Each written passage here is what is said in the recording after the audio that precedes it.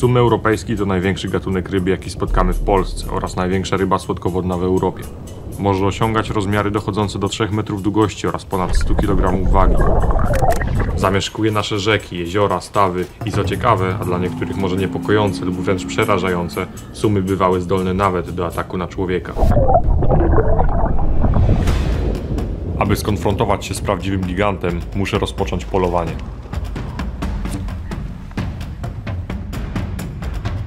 Być może wędka, której użyję, jest zbyt mocna do sposobu, w jaki będę łowił, jednak uważam, że powinienem dostosować mój sprzęt do największej możliwej ryby, jaka może złapać moją przynętę w tej rzece, bo jeśli by tak się stało, to będę miał czym ją wyciągnąć. Podobno w tych miejscach można liczyć na obecność suma. Nigdy jeszcze tu nie byłem, więc nie wiem, czego się spodziewać.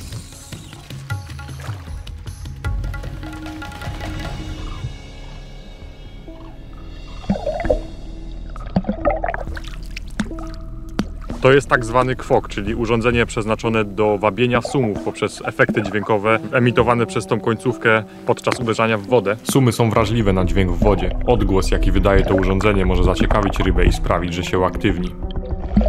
Niektóre osoby łowiące sumy twierdzą, że jest to nieskuteczne, jednak może warto spróbować.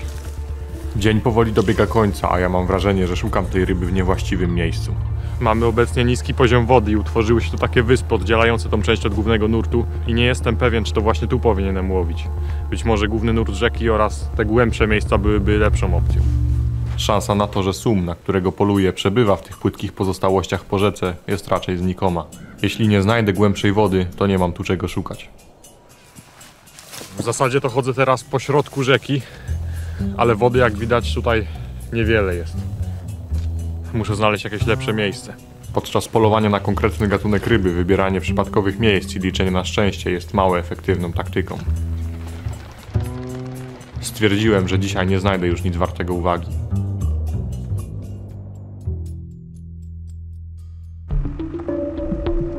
Właśnie wracam od człowieka, który łowił sumy jeszcze zanim się urodziłem. Kupiłem u niego cenne trofeum sprzed 25 lat. Teraz zrobienie sobie takiego trofeum prawdopodobnie spotkałoby się z oburzeniem wśród wędkarzy, jednak w roku 1999 panowały trochę inne przekonania. W każdym razie możemy skorzystać z okazji i przyjrzeć się paszczy prawie 2-metrowego suma. Jego zęby różnią się od tych, które możemy zaobserwować u innych drapieżnych ryb. W przypadku mniejszych sumów przypominają one raczej papier ścierny, natomiast u większych osobników są to już setki ostrych igiełek zagiętych do wewnątrz, co dodatkowo sprawia, że działają jak zadziory. Ale to nie wszystko, bo jak spojrzymy głębiej, to zobaczymy, że wszędzie znajdują się różne formy uzębienia. I to wszystko w jednym głównym celu. Jeśli ofiara znajdzie się w środku, to już tam zostaje. Ale jeszcze jakieś 100 lat temu to wcale nie sum był największą rybą w Polsce, ponieważ tytuł ten należał do olbrzymich jesiotrów, które wpływały do Wisły oraz Odry z Morza Bałtyckiego, aby się rozmnażać. Były to jesiotry ostronose, które mogły osiągać rozmiary nawet 5 metrów długości i ponad pół tony wagi, a do tego podobno potrafiły żyć powyżej 100 lat. Niestety inwazyjna działalność człowieka sprawiła, że ten gatunek został uznany za wymarły w naszych wodach. Różne odmiany jesiotra nadal można spotkać w polskich łowiskach, jednak pochodzą już one ze sztucznych zarybień i osiągają znacznie mniejsze rozmiary. Doszedłem do wniosku, że powinienem poszukać kogoś, kto zna się na łowieniu sumów znacznie bardziej niż ja. Piotr Boufał jest profesjonalistą w tej dziedzinie i zgodził się zabrać mnie na polowanie, jednak nie mamy zbyt dużo czasu, ponieważ niedługo musi wrócić do swoich codziennych obowiązków.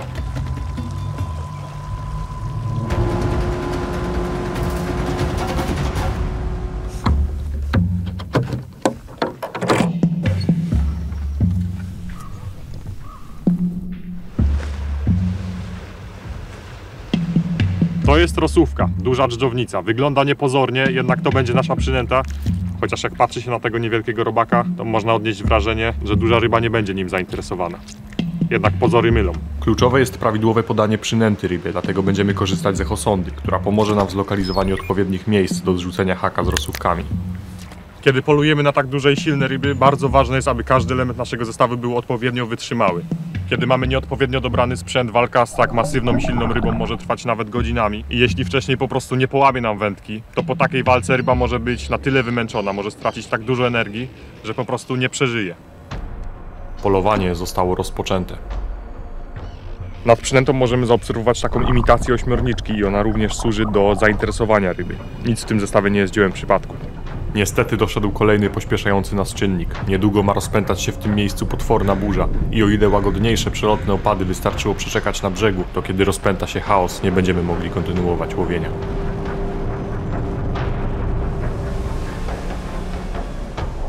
W pewnym momencie na monitorach pojawiła się ryba. O, jest tutaj.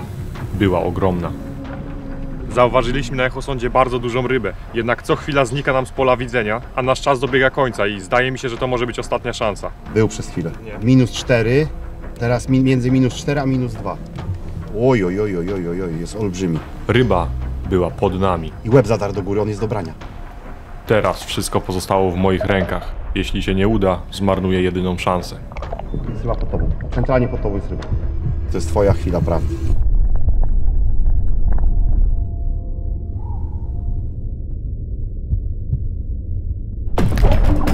Zabał! Jest! Ja to jest 220! W końcu zmierzę się twarzą w twarz z prawdziwym gigantem. Sum będzie rybą, która na pewno będzie mi się trzymała dna, dlatego w tym przypadku trzeba używać naprawdę dużo siły. Dobra, i w dół od razu. Kija, zbieraj luzy i od razu. O, właśnie, o to chodzi. Dla dobra ryby walka nie powinna trwać zbyt długo. Muszę używać pełni swoich sił, aby oderwać Suma od dna. Czyli tutaj nie ma ostrożności. Nie. Nie ma wymiękania, nie ma miękkich gry. W takiej sytuacji ryba może uciekać w stronę swojej kryjówki, na przykład zatopionego drzewa. Nie mogę na to pozwolić, bo zaplątanie linki o podwodne gałęzie prawdopodobnie poskutkuje stratą tej ryby. To jest na pewno największa ryba, z jaką do tej pory w życiu walczyłem. Pytanie tylko, czy uda mi się tą walkę wygrać. Zaczynają już naprawdę boleć ręce. Jeszcze nigdy mnie tak nie bolały podczas holowania ryby. Tu jest zacięta walka. Ryba powoli traci swoją energię, co oznacza, że zaraz ją ujrzymy. Wpływa pod łódkę. Dobra, już się obracam, Wojtek. To będzie naprawdę ogromna ryba, stary. Czas w końcu zobaczyć, z czym tak naprawdę prowadzę pojedynek. Patrz! Wow! Jaki wielki! Jaka ryba! Potwór z głębi. To jeszcze nie koniec walki.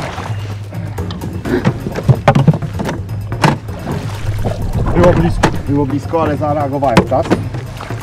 Ryba nie chce się poddać. Piękna ryba. Olbrzymi sum. Ta walka powoli zostaje przesądzona i na szczęście wynik jest zadowalający dla mnie. Pierwszy raz widzę coś takiego na oczy. Jest ogromna ryba, nie do wiary. Nie do wiary, że tu jestem. Czas wciągnąć rybę na pokład. Są tacy na przykład, którzy nie podbierają suma ręką tak, tylko kciuk wkładają. I jak ryba się wyginie, to ci może kciuk wyłamać. No stary, wiesz, on waży 70 kg.